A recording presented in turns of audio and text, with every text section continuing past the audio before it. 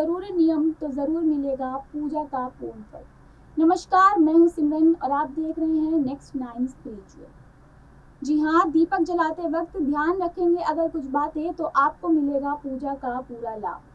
पूजा के दौरान घी और तेल के साथ साथ तरह तरह का अलग अलग प्रकार के दीपक जलाए जाते हैं, जिनका अपना अपना धार्मिक महत्व है।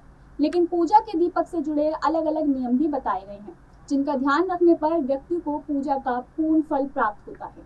ऐसे में आइए हम आपको बताते हैं दीपक से जुड़े कुछ जरूरी नियम। हिंदू धर्म में पूजा पाठ के दौरान दीपक जलाने का विधान है। इसके साथ ही शुभ या मांगलिक कार्यों में भी दीपक को जरूरी रूप से जलाया जाता है।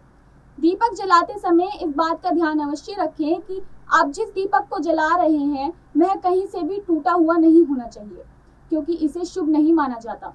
साथ ही इस बात का भी ध्यान रखें कि पूजा खत्म होने तक दिया बुझे नहीं।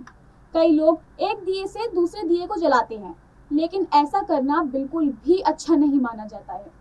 अगर आप भी घी का दिया जला रहे हैं तो इसे अपनी बाईं तरफ रखना चाहिए, वहीं तेल के दीपक को हमेशा अपनी दाईं ओर रखना चाहिए।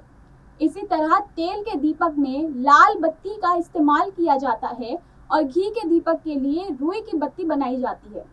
साथ ही इस बात का ध्यान रखें कि पूजा स्थल पर दीपक को कभी भी पश्चिम दिशा में कर नहीं रखना चाहिए, वरना इससे आपको कई तरह की समस्याएं भी झेलनी पड़ सकती हैं।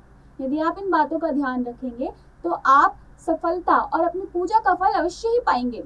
ऐसा माना जाता है कि प्रातःकाल 5 बजे से लेकर 10 बजे तक दीपक जलाना शुभ होता है।